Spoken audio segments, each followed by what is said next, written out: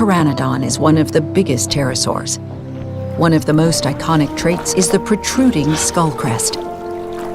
Its solid and sharp beak is particularly dangerous.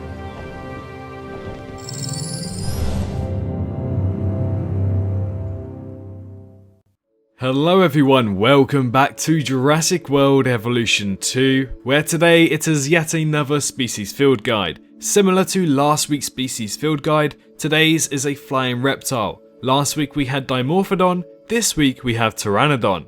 As we knew already, Pteranodon was in fact returning for Jurassic World Evolution 2, but it is not the Jurassic Park 3 Pteranodon we were given in Jurassic World Evolution 1. In Evolution 2, this new Pteranodon takes the form and the shape of Jurassic World's Pteranodon as they try to fit most of the dinosaurs within the Jurassic World era. So hopefully you do enjoy today's video as we break down this species field guide this week like we do every week, and if you want more Evolution 2 content, all you have to do is leave a like, let me know in the comments, and also subscribe to the channel if you're new. But without any further ado, let's get to analysing the Pteranodon for Jurassic World Evolution 2. Obviously, before we get into the species field guide, we've had plenty of images of the Pteranodon in the past previously. We've spoke about them in previous videos if you want to go check them out, but what I did notice is that the Pteranodon in the developer diary had some sort of blue skin tone around its head, making it look like it had a blue mask, which I found really funny. But the opening scene of the Pteranodon, we can quite clearly see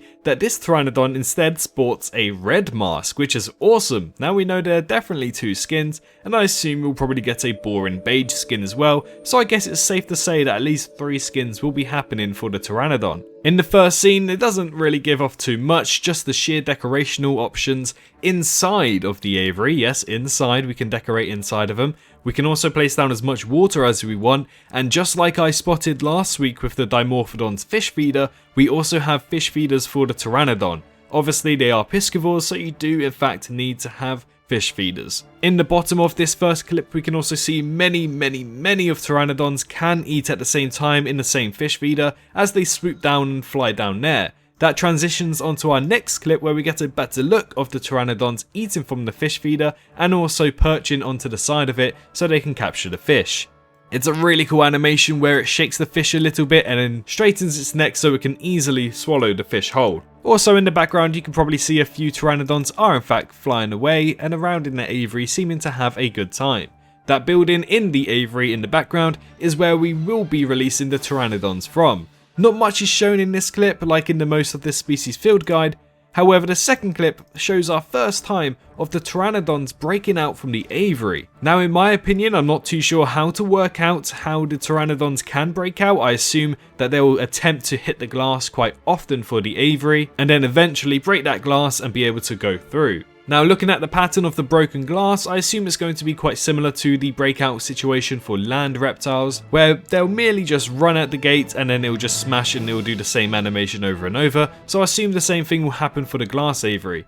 It seems like because this is in-game footage, we are able to follow and track flying reptiles outside of their exhibits, and personally speaking, it gives a really cool view of your park. Now I'm not sure if this has been confirmed anywhere previously, but we get our first look at the monorail station. Yes guys, the monorail station is returning for Jurassic World Evolution 2. It was something that was highly expected and now it's nice to be confirmed. Looking at the station, it seems to change a little bit, so that's quite cool. Previously we just had the station and that's about it, but it seems like we have the station in the background and then some sort of building as well just in front of it nearer the tower. In the bottom right we can obviously see a few more buildings as well. Unfortunately I don't really know too much about what type of buildings these could be, but they do look really cool and hopefully we can place down quite a lot of them to make it more city-esque, let's say. But yes, the main thing, the Pteranodon is flying outside of the aviary, which is absolutely awesome if you were to ask me. Now moving on to that, we move on to the article from Frontier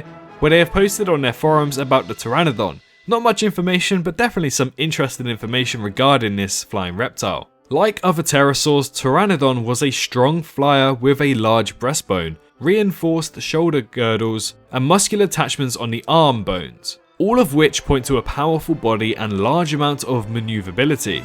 Their relatively large and bulky bodies make sustained flight difficult, and you'll see them perching inside the aviaries when they need a rest, which is cool to say the least. Hopefully they perch on trees, they perch on the side, and then they push themselves off and fly away. Pteranodon is also a social creature and can get somewhat aggressive if they don't have other members of their species nearby.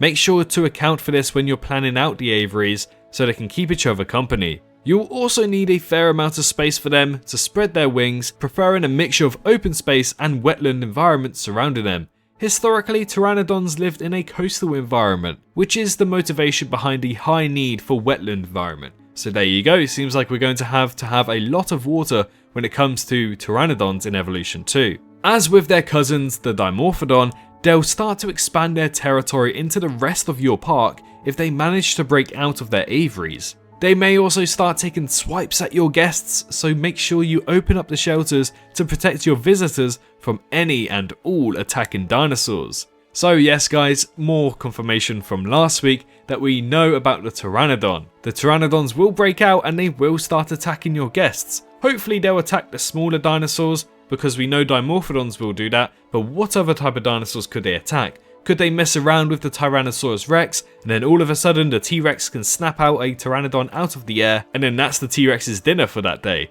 I think stuff like that would be absolutely awesome to witness, and hopefully is the case. But yes, that's all we've got time for the Pteranodon in Jurassic World Evolution 2. So far from what we know about this species, it seems like it's going to have a lot more maneuverability and look a lot better than it was in Jurassic World Evolution 1. Personally to me, I do believe that Jurassic World Evolution 1's Pteranodon was a bit skipped and was a bit rushed just for the sake of having an aviary and a selling point for Return to Jurassic Park DLC. But now, by the looks of it, it looks phenomenal. I'm really excited to have Dimorphodon and Pteranodons in our parks, and hopefully that's not where it ends for when it comes to flying reptiles in Jurassic World Evolution 2. Fingers crossed for Geostenbergia or Tapiara or Quetzalcoatlus, other flying reptiles that loads of people love. I'm pretty sure one of those three will definitely be turning up in Evolution 2. But anyways guys, thank you so much for watching today's video. If you enjoyed it, do consider pressing that like button and subscribe button, and most importantly, let me know your thoughts of the Pteranodon in the comment section down below. But very importantly, make sure you're staying safe out there, and I hope to see you all in the next one. Bye bye. Hello, hi, you. Did you enjoy the video? Just a little reminder to press that like button and also subscribe. I just want to thank my Patreons for this month on screen right here, as giving me that little extra support really does go a long way. But anyways, I hope you guys have an amazing rest of your day.